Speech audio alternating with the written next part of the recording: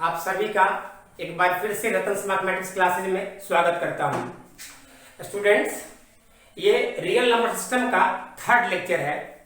इससे पहले second lecture में मैं रैशनल नंबर के बारे में बताया था, समझाया था। आज मैं इसका डेफिनेशन लिखता हूं, एक बार ब्रीफ फिर से समझ लेते हैं, उसके बाद फिर से चलूंगा इरेशनल नंबर पर। Rational number, rational number, the number of the form P upon Q where P belongs to integer, Q belongs to integer and Q not equal to 0 is known as rational number.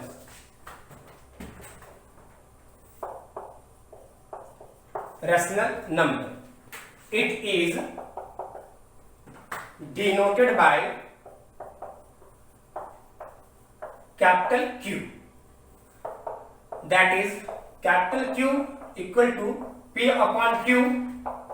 P belongs to integer, Q belongs to integer and Q not equal to 0.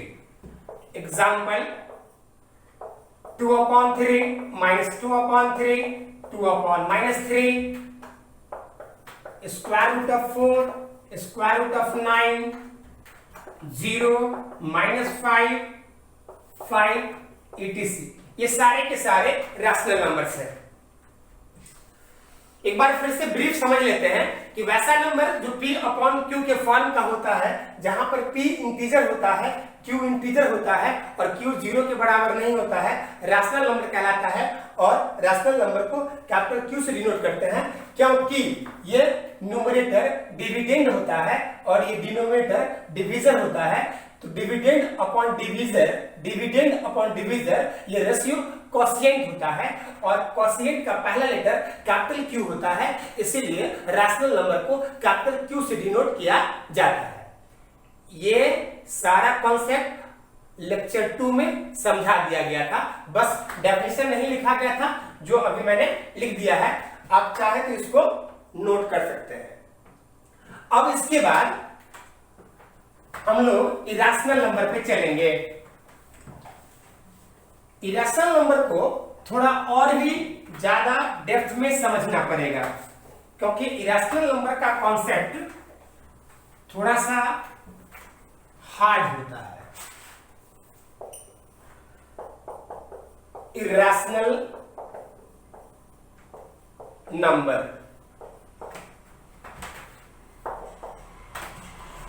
Book में definition रहता है कि वैसा number जो P upon Q के form का होता है वो रैशनल नंबर कहलाता है और वैसा नंबर जो P अपॉन Q के फॉर्म का नहीं होता है इरेशनल नंबर कहलाता है। वैसा नंबर जो P अपॉन Q के फॉर्म का होता है रैशनल नंबर कहलाता है और वैसा नंबर जो P अपॉन Q के फॉर्म का नहीं होता है इरेशनल नंबर कहलाता है।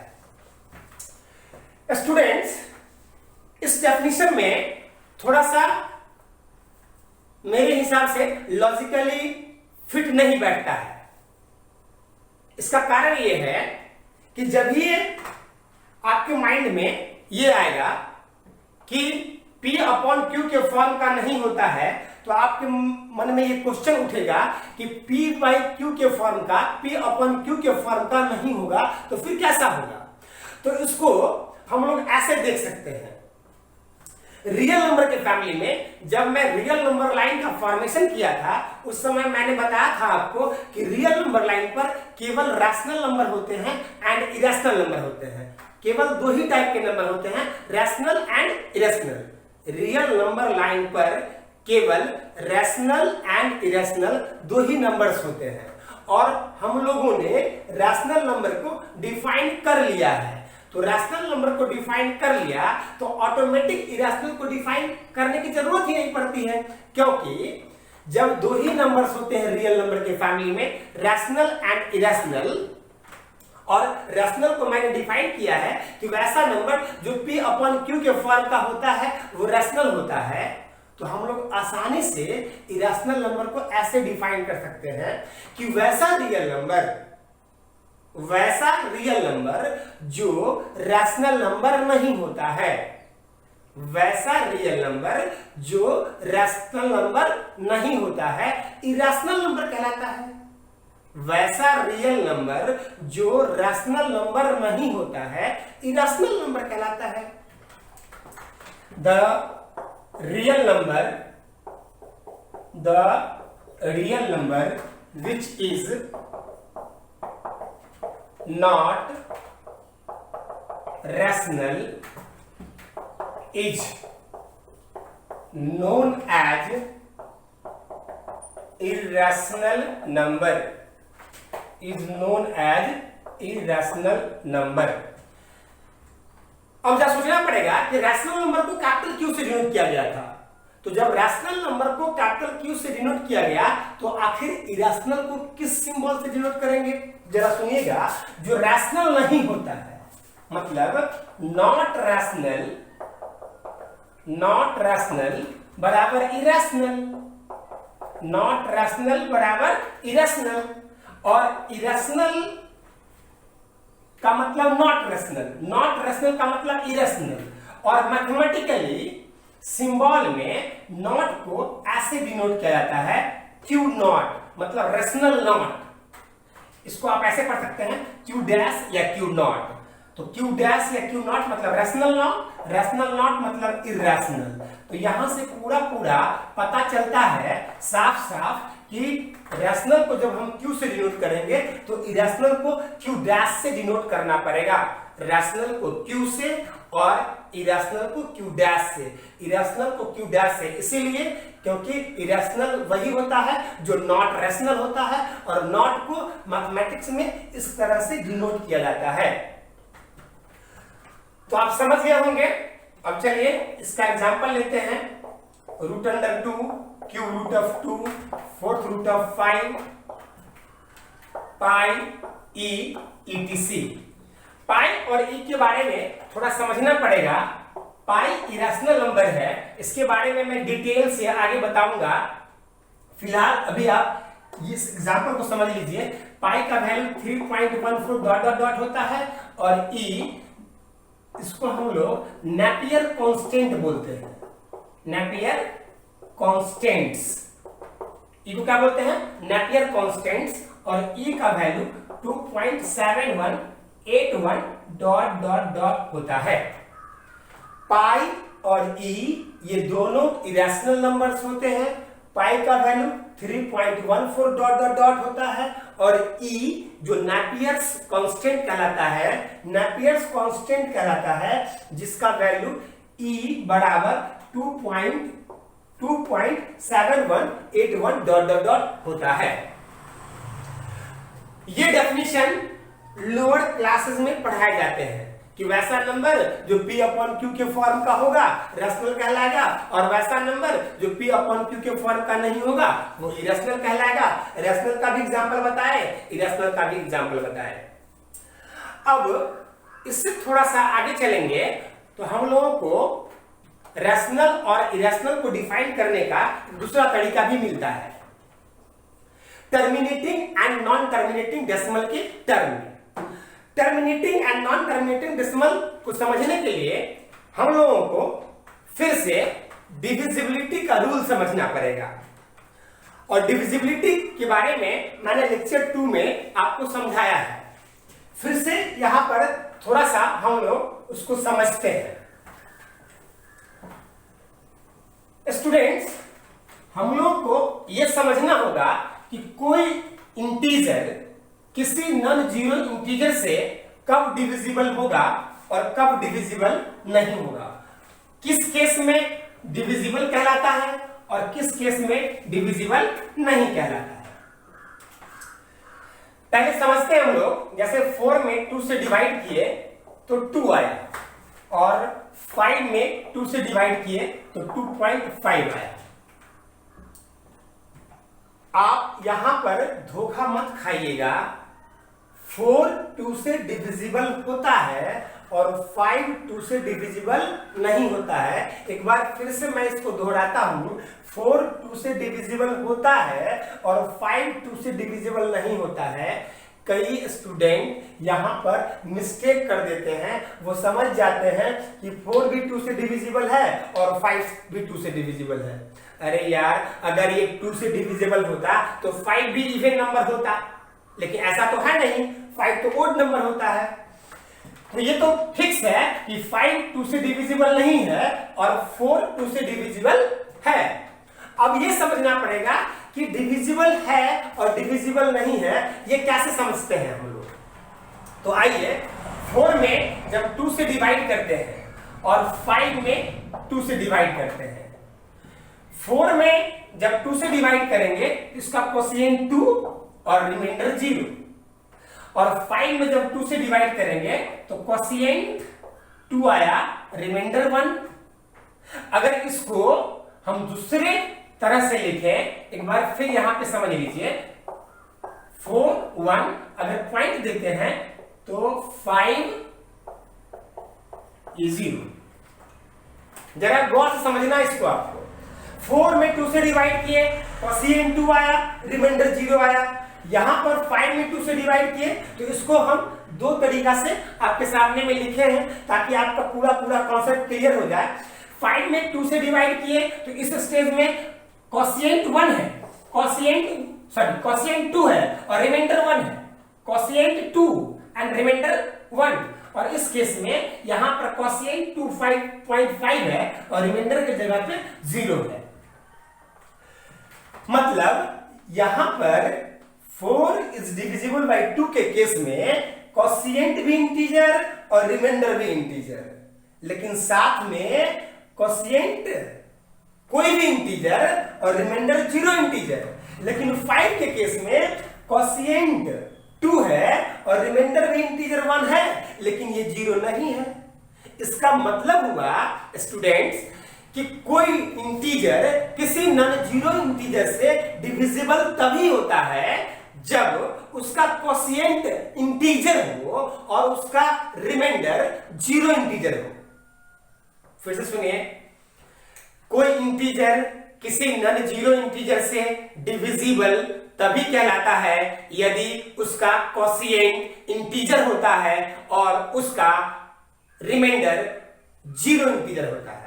अगर इन दोनों में से कोई एक नहीं होगा तब वो डिविजिबल नहीं कहलाएगा। जैसे 5 के केस में कोशिएंट इंटीजर है लेकिन रिमाइंडर इंटीजर है बट 0 इंटीजर नहीं है। ये डिविजिबल तो तब होता जब यहां पर कोशिएंट यहां पर 0 इंटीजर होता। इस केस में अगर आपको लगता होगा कि रिमाइंडर 0 तो है तो कोशिएंट तो इंटीजर नहीं है। तो चूंकि कोशिएंट यहां पे इंटीजर नहीं है, 2.5 इंटीजर होता नहीं है, तो कोशिएंट इंटीजर नहीं है तो रिमाइंडर 0 आ गया। अगर कोशिएंट को इंटीजर रखे तो रिमाइंडर नॉन जीरो इंटीजर आ गया। तो पता चलता है कि 5 2 से डिविजिबल नहीं है। तो इस बात से हम लोग ये सीखे, इससे ये सीखने को मिला कि कोई इंटीजर किसी नॉन जीरो इंटीजर से डिविजिबल होता है तब जब उसका कोशिएंट इंटीजर होगा और उसका रिमाइंडर 0 इंटीजर होगा। ठीक, अब चलिए हम लोग चलते हैं रैशनल इरेशनल के नेक्स्ट कॉन्सेप्ट में। रैशनल इरेशनल के नेक्स्ट कॉन्सेप्ट में हम लोग समझेंगे terminating decimal, terminating and non terminating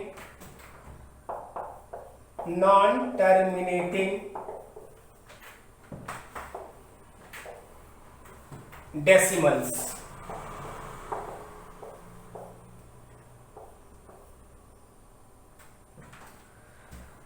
students, terminating non terminating को समझने के लिए जरा हम लोगों को समझना पड़ेगा कि जब किसी इंटीजर में किसी नॉन जीरो इंटीजर से भाग देते हैं, जब किसी इंटीजर में किसी नॉन जीरो इंटीजर से डिवाइड किया जाता है तब दो स्टेज आता है, दो बात होता है, या तो वो डिविजिबल होता है या डिविजिबल नहीं होता है। फिर से सुनिए, जब किसी इंटीजर में किसी नॉन जीरो इंटीजर से डिवाइड किया जाता है तब वो डिविजिबल होता है या डिविजिबल नहीं होता है। अगर डिविजिबल हो गया तब वह टर्मिनेटिंग डेसिमल होगा, अगर डिविजिबल नहीं होगा तब फिर दो बात होगा। अगर डिविजिबल नहीं होगा तो दो बात होगा। पहला, या तो पॉइंट के बाद वाला डिजिट रुकेगा या नहीं रुकेगा। अगर पॉइंट के बाद वाला डिजिट रुका तब फिर से वह टर्मिनेटिंग डेसिमल होगा, अगर नहीं रुका तो वह नॉन टर्मिनेटिंग होगा। जब नॉन टर्मिनेटिंग होगा तो फिर से दो बात होगा। अब फिर से दो बात क्या होगा, तो पॉइंट के बाद वाला डिजिट रिपीट करेगा या रिपीट नहीं करेगा। इस बात को फिर से समझना होगा, सुनना होगा, बहुत इंपॉर्टेंट है।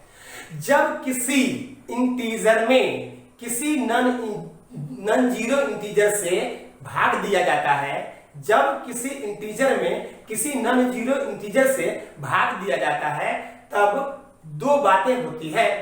पहला, या तो डिविजिबल होता है या डिविजिबल नहीं होता है। अगर डिविजिबल हो गया तब वह टर्मिनेटिंग डेसिमल कहलाएगा, अगर डिविजिबल नहीं हुआ तो फिर दो बात होगा। या तो पॉइंट के बाद वाला डिजिट रुकेगा या नहीं रुकेगा। यदि पॉइंट के बाद वाला डिजिट रुक गया तब वह टर्मिनेटिंग डेसिमल कहलाया, अगर पॉइंट के बाद वाला डिजिट नहीं रुका तब उसको नॉन टर्मिनेटिंग डेसिमल कहेंगे। अगर पॉइंट के बाद वाला डिजिट नहीं रुकता है तो फिर दो बात होती है, या तो बाद वाला डिजिट रिपीट करेगा या बाद वाला डिजिट रिपीट नहीं करेगा। अगर रिपीट करेगा तो non terminating and repeating decimal होगा, अगर रिपीट नहीं करेगा तो non terminating and non repeating decimal कहलाएगा। जैसे आप ध्यान से देखिए, 4 में 2 से डिवाइड करेंगे, डिविजिबल हो गया, 2 आया, ये टर्मिनेटिंग डेसिमल हुआ। 3 में 2 से डिवाइड किए तो डिविजिबल नहीं हुआ, लेकिन ये डिविजिबल नहीं हुआ, लेकिन पॉइंट के बाद वाला डिजिट रुक गया। तो मैंने बताया आपको कि किसी इंटीजर में किसी नॉन जीरो इंटीजर से डिवाइड करेंगे तो डिविजिबल होगा या डिविजिबल नहीं होगा। डिविजिबल हो गया तो ये टर्मिनेटिंग कहलाया, टर्मिनेटिंग डेसिमल। डिविजिबल नहीं हुआ तब फिर इसमें दो बात होगा, या तो पॉइंट के बाद वाला डिजिट रुकेगा या नहीं रुकेगा। रुक गया तो फिर से ये टर्मिनेटिंग डेसिमल हुआ, अगर नहीं रुकेगा तो ऐसा होगा 2/3.6666 डॉट डॉट डॉट ऐसा होगा। अगर नहीं रुका तो फिर से दो बार, या तो पॉइंट के बाद वाला डिजिट रिपीट करेगा या पॉइंट के बाद वाला डिजिट रिपीट नहीं करेगा। रिपीट नहीं करेगा तो इस टाइप का होगा 1 2 1 1 2 1 1 2 1 1 1 2 डॉट डॉट डॉट इस टाइप का होगा। ये चूंकि रिपीट किया है इसका नाम होगा नॉन टर्मिनेटिंग एंड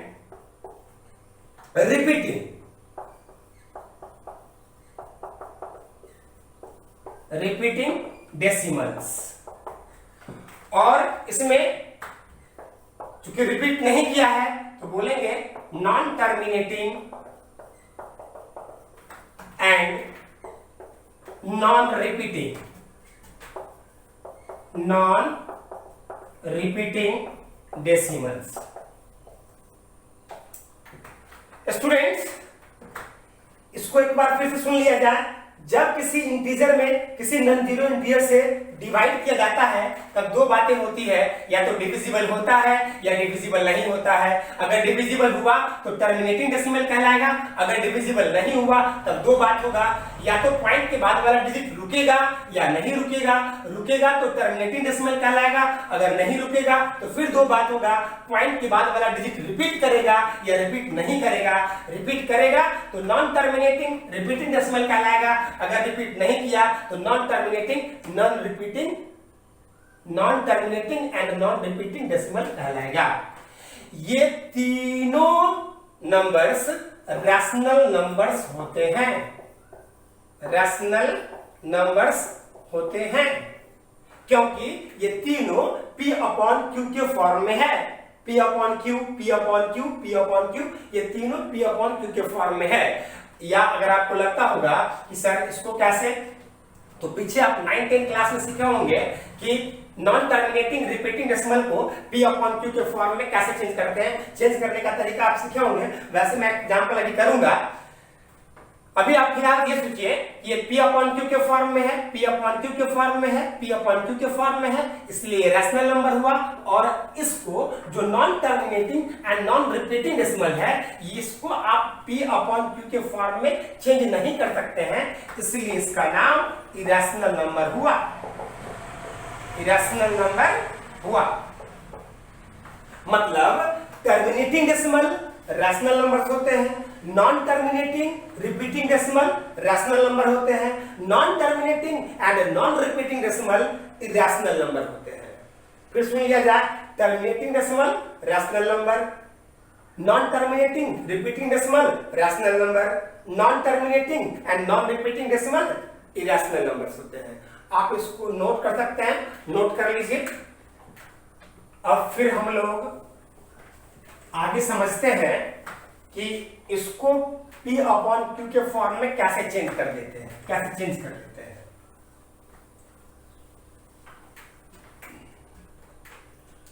देखा जाए, मान लीजिए let x equal to 0666 dot dot, इसको फर्स्ट मान लीजिए। पॉइंट के बाद सिंगल डिजिट रिपीट करता है, अगर डबल डिजिट रिपीट करता, ट्रिपल डिजिट रिपीट करता, सिंगल डिजिट रिपीट कर रहा है इसलिए हम 10 से दोनों तरफ मल्टीप्लाई करेंगे। अगर डबल डिजिट रिपीट करता तो 100 से, अगर 3 डिजिट रिपीट करता तो 1000 से, ऐसे ही हम जीरो बढ़ाते चलते हैं। हम दोनों तरफ यहाँ पर 10 से मल्टीप्लाई कर देते हैं। 10 से मल्टीप्लाई करेंगे ये इस तरह का हो जाएगा। अब इसको हम लोग ऐसे लिख सकते हैं 6 प्लस 0.666 डॉट डॉट डॉट, ऐसे लिख सकते हैं। इसके बदले आप x डाल सकते हैं, तो 10x बराबर 6 प्लस x। जब 10x बराबर 6x 6 प्लस x हो गया तो 10x माइनस x बराबर 6, 9x बराबर 6, तो यहां पर x बराबर 6 अपॉन 9 कट के x इक्वल टू 2 अपॉन 3 जो हम पहले लिख चुके थे। तो हम जब वैसा नॉन टर्मिनेटिंग जो रिपीट करता है, अगर रिपीट करता है तो उसको P अपॉन Q के फॉर्म में आप चेंज कर सकते हैं, लेकिन जिसका character non terminating non repeating होगा उसको आप P अपॉन Q के फॉर्म में चेंज नहीं कर सकते हैं, क्योंकि अगर आप पॉइंट के बाद देखेंगे, जैसे इसमें मैंने लिया है 1 2 1 1 2 1 1 2 डॉट डॉट डॉट, ऐसा अगर इसको x मान कर लिया जाए 1 2 1 1 2 1 1 2 डॉट डॉट डॉट, यहां पर जरा देखा जाए कि अगर आप 100 से मल्टीप्लाई करेंगे तो फिर 1000 से करना होगा, फिर उससे मल्टीप्लाई कर देंगे तो फिर 10,000 से करना होगा। ऐसे आपको लगेगा, पता चलेगा कि कभी भी आप x को छुड़ा ही नहीं सकते हैं, रिमूव ही नहीं कर सकते हैं। मतलब यहां से जो हम वैल्यू डालते हैं इस वैल्यू को आप इसमें पुट अप नहीं कर सकते हैं। इसीलिए वैसा नॉन टर्मिनेटिंग डेसिमल जिसका कैरेक्टर नॉन रिपीटिंग होता है उसको हम लोग P अपॉन Q के फॉर्म में चेंज नहीं कर सकते हैं। और चूंकि P अपॉन Q के फॉर्म में चेंज नहीं कर सकते हैं इसीलिए वही non terminating non repeating decimal irrational number कहलाते हैं। ठीक है, आप समझ गए होइएगा। अब हम लोग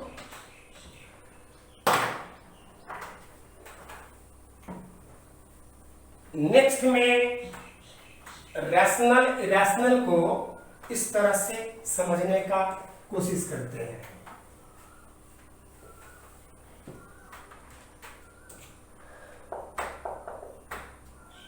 पहले थोड़ा सा इसको समझ लिया जाए।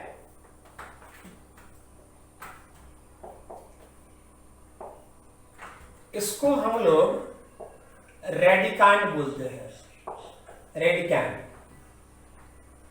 और इसको रेडिकल साइन बोलते हैं। क्या बोलते हैं? Radical sign. जरा ध्यान से सुनिएगा, ये रेडिकांड हुआ और ये रेडिकल साइन हुआ। यहां पर here n is a natural number greater than 1 होता है। ये वाला एन जीरो नहीं होगा, निगेटिव नहीं होगा, फ्रैक्शन नहीं होगा। ये एन बस नेचुरल नंबर होगा और उसमें भी एक से बड़ा नेचुरल नंबर होगा। मतलब ये 2, 3, 4, 5 यही हो सकता है। ये वाला रेडिकांड कहलाता है, ये रेडिकल साइन कहलाता है। जैसे आप सुन लीजिए, अगर ये 2 होगा तो 2 होगा, उसको हम लोग बोलते हैं स्क्वायर रूट, लेकिन 2 लिखा नहीं जाता है। जब कुछ नहीं रहेगा इसमें तो 2 समझा जाता है, इसको बोलते हैं स्क्वायर रूट। अगर 4 देंगे तो 4th रूट, अगर 6 देंगे तो 6th रूट। सिमिलरली यहां पे 3 देंगे तो क्यूब रूट, 5 देंगे तो 5th रूट, अगर 7 देंगे तो 7th रूट। इस सभी में इवन नंबर्स हैं, इस सभी में ओड नंबर्स हैं। इसको हम लोग इवन रूट बोलते हैं। क्या बोलते हैं? Even root. और इसको हम लोग ओड रूट बोलते हैं। क्या बोलते हैं? Odd root. मतलब इसको इवन रूट और इसको बोलते हैं ओड रूट। आप समझ गए होइएगा, रेडिकांड, रेडिकल साइन, ये वाला एंड नेचुरल नंबर, जो नेचुरल नंबर एक से बड़ा होता है, मतलब 2, 3, 4, 5 ये सब होगा। अगर इवन नंबर होगा तो इवन रूट बोलेंगे, अगर ओड नंबर होगा तो ओड रूट बोलेंगे। इसको आप नोट कर सकते हैं। अब इसमें हम लोग जरा सा ये देखें,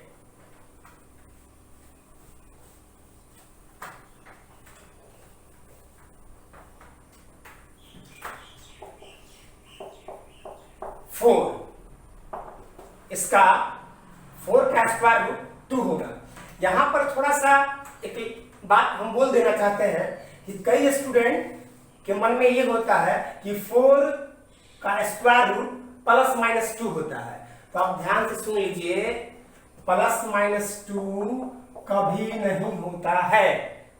स्क्वायर रूट ऑफ 4 केवल 2 होगा, स्क्वायर रूट ऑफ 9 केवल 3 होगा। प्लस माइनस कभी नहीं होता है।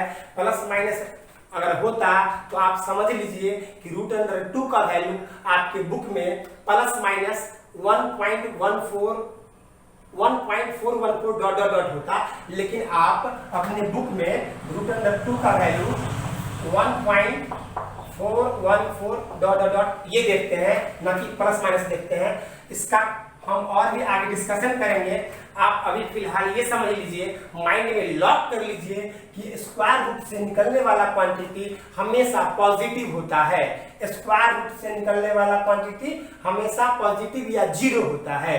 पॉजिटिव या जीरो होता है, निगेटिव का कभी कोई चांस नहीं होता है। स्क्वायर रूट से निकलने वाला क्वांटिटी हमेशा पॉजिटिव होगा, अगर नहीं इसमें रेडिकांड 0 हुआ तो 0 होगा। बस यही दो पॉसिबिलिटी होता है, नेगेटिव का कोई चांस नहीं होता है। अभी हम सपोर्ट के लिए एक बात बताएं आपको कि अगर रूट से, स्क्वायर रूट से निकलने वाला क्वांटिटी प्लस और माइनस दोनों होता तो √2 का वैल्यू आपकी बुक में plus minus 1.414 dot dot dot होता, लेकिन ऐसा नहीं होता है, केवल 1.414 यही होता है डॉट डॉट डॉट। तो समझ लीजिए कि स्क्वायर रूट से निकलने वाला क्वांटिटी हमेशा पॉजिटिव होगा, अगर रेडिकांड 0 होगा तो 0 होगा। अब हम लोगों को समझना ये पड़ेगा, जैसे क्यूब रूट ऑफ 8 है, इसका वैल्यू 2, क्यूब रूट ऑफ 27 इसका वैल्यू 3, लेकिन क्यूब रूट ऑफ 2 यहां से हम रेडिकांड को रेडिकल साइन से फ्री नहीं कर सकते हैं, यहां से हम रेडिकांड को रेडिकल साइन से फ्री नहीं कर सकते हैं। तो मेरे दोस्त आप ये समझ लीजिए कि ये इरेशनल नंबर है, ये इरेशनल नंबर है और ये सारा नंबर रैशनल नंबर है, ये सारा रैशनल नंबर है। इसका मतलब एक कॉन्सेप्ट और भी मिला हम लोगों को कि अगर रेडिकांड रेडिकल साइन से फ्री हो जाएगा, यदि रेडिकांड रेडिकल साइन से फ्री हो जाएगा, तब यदि रेडिकांड रेडिकल साइन से फ्री हो जाएगा तब वह रैशनल कहलाएगा, अगर फ्री नहीं होगा तो इरेशनल कहलाएगा। वैसे मैं इंपॉर्टेंट पॉइंट लिख देता हूं कि जब कभी भी प्राइम नंबर पर यदि पावर फ्रैक्शन होगा, फ्रैक्शन, तब ये हमेशा इरेशनल नंबर होता है, इरेशनल नंबर होता है। देख लीजिए यहाँ पर प्राइम नंबर पर पावर 1/3 पर पावर 1/4 फ्रैक्शन है, इसलिए इरेशनल नंबर है। और इसका कॉज भी बस यही है कि यदि रेडिकांड रेडिकल साइन से फ्री होगा तब रैशनल कहलाएगा, यदि रेडिकांड रेडिकल साइन से फ्री नहीं होगा तो इरेशनल कहलाएगा। इरेशनल इसीलिए हो जाता है क्योंकि प्राइम नंबर पर पावर फ्रैक्शन हो जाता है, और इस केस में यह रेडिकांड इस रूट से फ्री नहीं हो सकता है, या तो वो इवन रूट होगा या फिर वो ओड रूट होगा। किसी भी केस में अगर फ्री हो गया तो रैशनल, फ्री नहीं हुआ तो इरेशनल।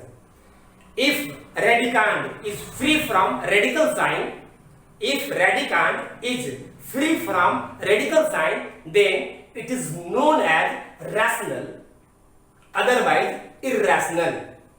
अगर रेडिकांड रेडिकल साइन से फ्री हो गया तो वो रैशनल कहलाएगा, अगर रेडिकांड रेडिकल साइन से फ्री नहीं होगा तो वो इरेशनल कहलाएगा। तो स्टूडेंट्स, आज हम लोग रैशनल और इरेशनल के बारे में पूरे कॉन्सेप्ट को क्लियर कर लिए। अब इससे आगे जो नेक्स्ट होगा रियल नंबर का कॉन्सेप्ट, वो नेक्स्ट लेक्चर में दिया जाएगा। तब तक के लिए धन्यवाद।